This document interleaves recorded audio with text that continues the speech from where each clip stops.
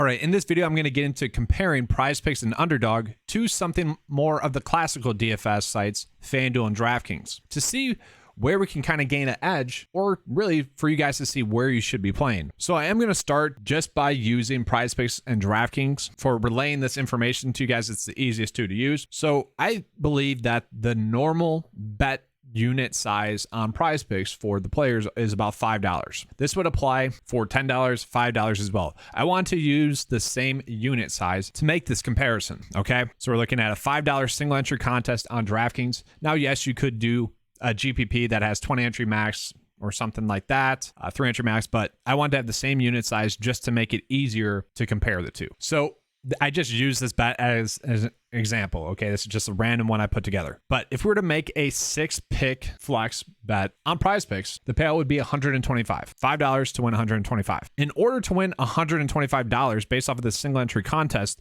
you would have to finish in 9th. So if we were to just take 9th place divided by 2,378 or 78, and then times that by 100, you would have to finish in the top 0.37%, which is pretty crazy. And so how PrizePicks has their setup, it's basically we can take 5 divided by 125 and then times that by 100, about 4%. So basically you have to cash in over 4% of these, or you have to hit in over 4% of these to profit, basically. So that's just kind of directly comparing the two. And let's just talk about winning your money back. So on PrizePicks, it's a little bit different. If you hit 5 out of 6, you're going to just double up, okay? Whereas on DraftKings, to double up, you have to finish in 544th place. So we take 544 divided by the entries available in this contest. That means you have to finish in the top 22.8%. Or if we flip that around, you have to beat about 77.2% of the field.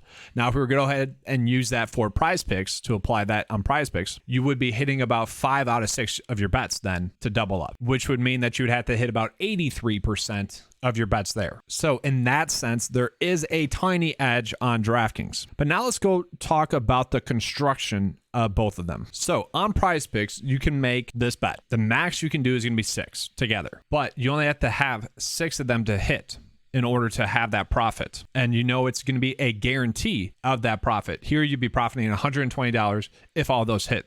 And that's only 6 of them hitting. On DraftKings, we know that it's a point guard, shooting guard, small forward, power forward, center.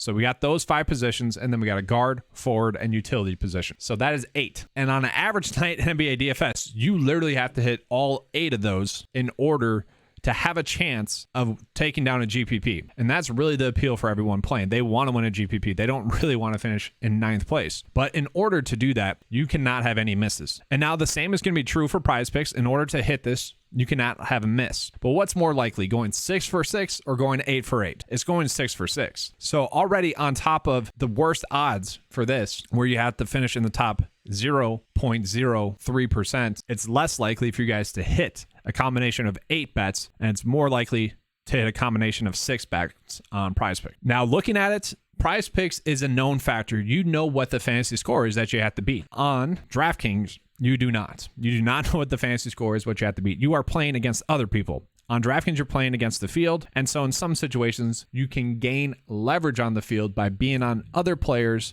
that a majority of the field is not on. On PrizePicks, it doesn't really make sense to do that. You are just trying to find the best odds to cash. Now, you guys can see I'm doing fantasy score here. I'm doing that in the sense that obviously on DraftKings, we have to hit basically at least 5x in order for that to cash. Most of the time, 7x, okay?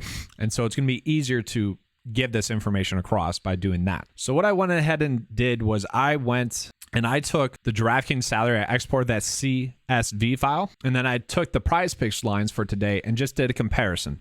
So pretty much what I did was I took what a player had to do just to 5x, okay? And the reason I did that is because that seems to be the closest line associated with PrizePicks. So if it's not clicking in your head already, most nights 5x for even half of your players on DraftKings is not going to be enough to take down a GPP. It's not going to be enough to really win $125. On PrizePicks, they're essentially saying that your player needs to 5x.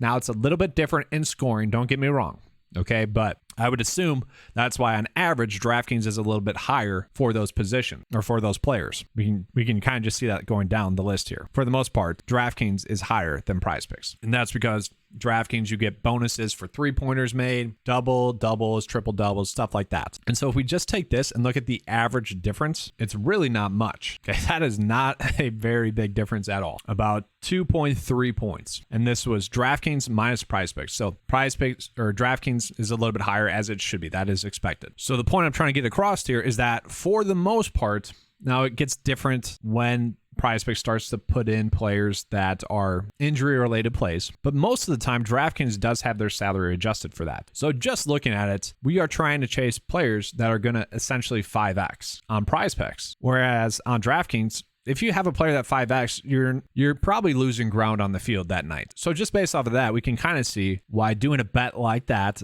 on PrizePicks is actually going to be more appealing, because we just need them to 5x. And just for what it's worth, like we see Evan Mobley is a little bit higher on PrizePicks actually than DraftKings, and that's going to be because PrizePicks values a block and steal a lot more than does DraftKings. We can see DraftKings has it set at 2 for blocks and steals and a rebound at 1.2. We go to PrizePicks scoring chart. They also have a rebound at 1.2, but we can see a block and steal is going to be at 3 points. Turnover is a little bit greater here as well, as opposed to on DraftKings. So it is good to know where you're playing. So one other thing I kind of want to pull up here is going to be looking at where is 4%, because remember, all you have to do to profit on this slip would be, or any 6-leg slip would be, to hit over 4% of the time. So to break even 4% of the time. So just taking the contest times 4%, that'd be around 95th. So we can see it's slightly different here because, well, it's in between that. So in order to finish in the top 4%, your payout would be $12 or $15. So you wouldn't be profiting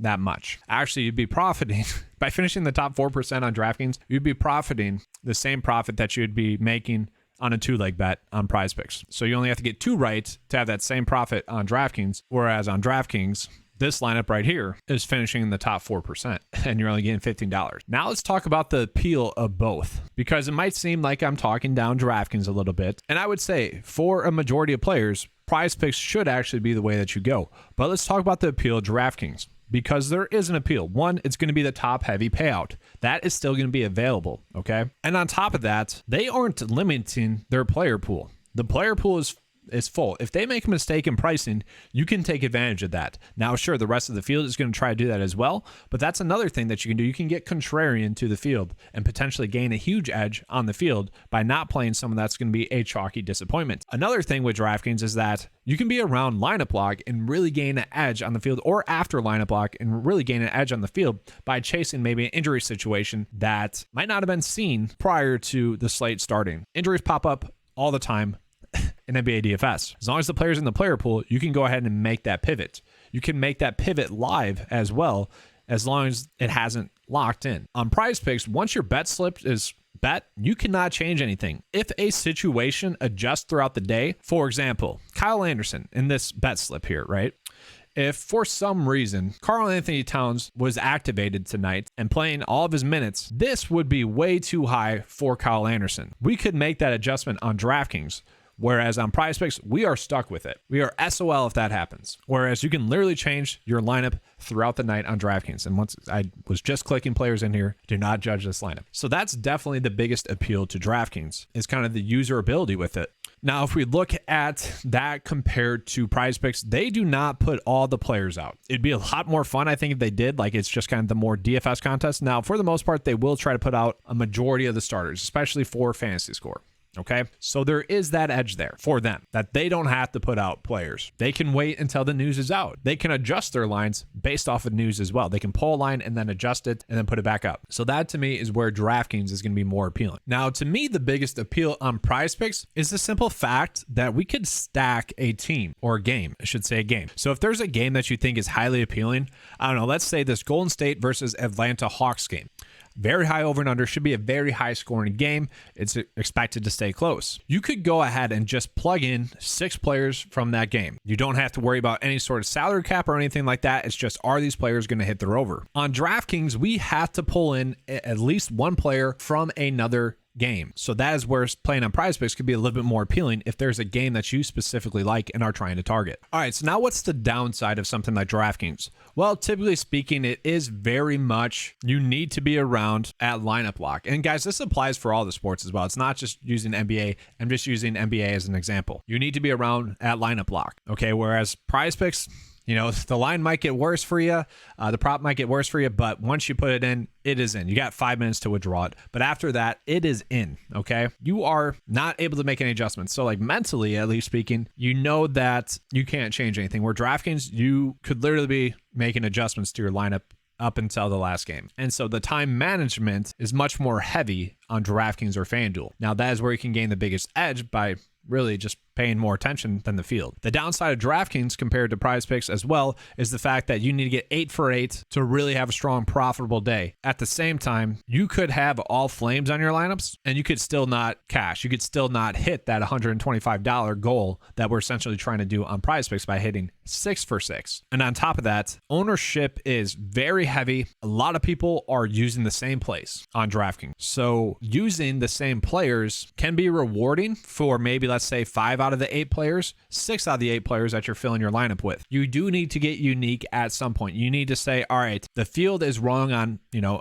a couple of players. I need to get some low-owned players that can win me that GPP or win me that big money. Whereas on PrizePicks, we are playing against the field. Or we are playing against PrizePicks. We are not playing against the field. If something chalky all hits, like if these all hit and that was the chalk, we're sitting good. Like everyone's excited about that. Whereas on DraftKings, if that happens, you're not. So now let's talk about the downside of PrizePicks.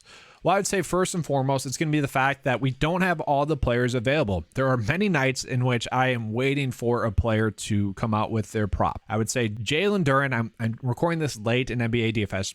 Jalen Duren has been a guy that's been going off. He hasn't been made available for a fantasy score prop or really that many props lately, which has been painful. That's because Wiseman has been starting again the full allotment a minute. And that's because they probably just don't know where to properly put his fantasy score projection. They have the ability to do that. They can limit their player pool and they can wait the whole day for a line to come out. They can wait until lineup lock for that line to come out. And there are many situations in which you'll make a prop bet based off of an injury scenario, whether it be someone being out or being active, and then that changes throughout the day. NBA DFS, there's constantly news switching throughout the day.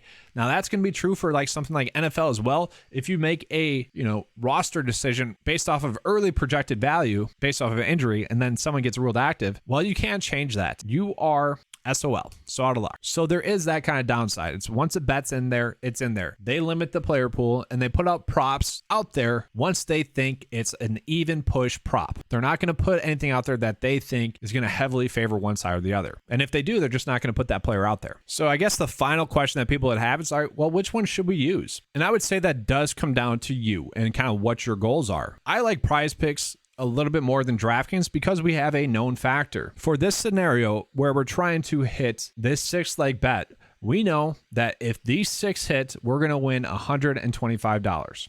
Okay. Whereas on DraftKings, if we get 8 for 8 with flames, which if you guys aren't familiar with DraftKings, there's icicles, there's nothing, and then there's flames. Flames suggest that the player did better than expected. And so if they're doing better than expected on PrizePicks, they're going to hit their over, right? If you do that on DraftKings, where they all do better than expected, get that flame, you are not guaranteed to win any of this money, really, at all. Like, you could have all flames and not even double up. Maybe the chalk really hit and you weren't on the chalk or something like that. You can be right on DraftKings and still not have a great day. On DraftKings, a lot of time it's about being more right than the field. Whereas on PrizePicks, it's a known factor of what you have to do. If you get 6 of these across, you're good to go. Now, I would say because of that, DraftKings can be a little bit more fun. There's kind of the process of the unknown that makes it fun. But I would say it really comes down to your playing style and your goal. I personally like PrizePicks a little bit more in terms of this sense where we're doing fantasy score. And obviously with this, we are attacking what we think would be the projected fantasy score because it's a known factor. If we cash, let's just say 10% of the time on these would be pretty darn good. And I'm saying cash 6 for 6. That'd be extremely good. But we know that we'd be making a profit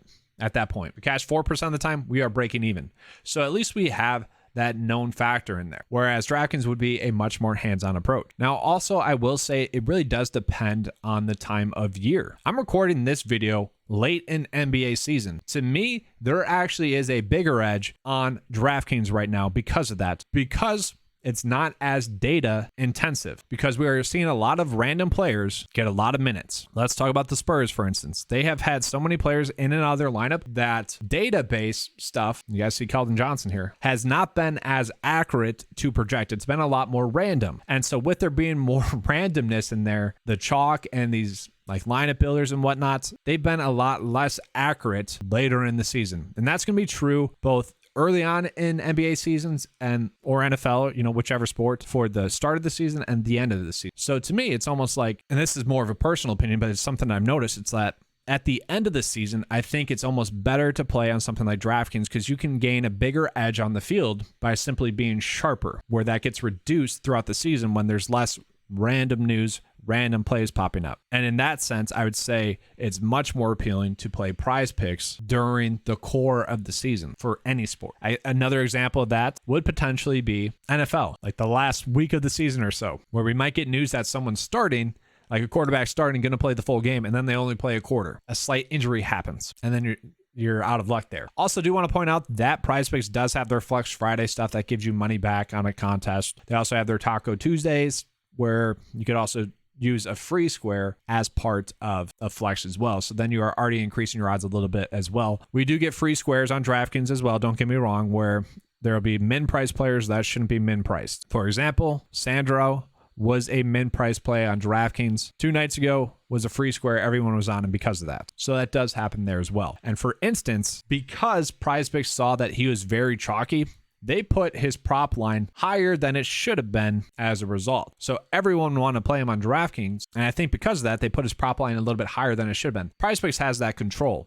DraftKings does not. So I'm actually very curious. My goal was to give you guys a better understanding of which site you should be playing on and really why. The biggest struggle I see people have, and don't get me wrong, I do this all the time as well, is that we might have a plan in place, but we might not follow that plan. I certainly have a plan in place when I'm playing on DraftKings or PrizePicks, but it's sticking to that plan. That's the biggest problem. Let's just say if we were to only bet 6-leg bets on PrizePicks, we would know what our goal is and how better to achieve that. On DraftKings, it's more or less a dollar number that is our goal, because you could have 4 straight days of not cashing and then have one big hit, which can be true on PrizePicks as well. But I'm hoping this gives everyone kind of a better understanding of where they should be playing, really why they should be playing, and how they should go about attacking both of the sites. And this is true for Underdog as well. I'm actually sponsored by Underdog, guys. So if you want to use, or I'm partnered with Underdog. So if you guys want to use Underdog, use the link in the description below. I just know a lot of people enjoy the PrizePicks content as well. I'm actually not partnered with them, so it's not like I'm promoting PrizePicks. I actually do think Underdog is a little bit better in terms of a platform as a whole as well. So you can check that out.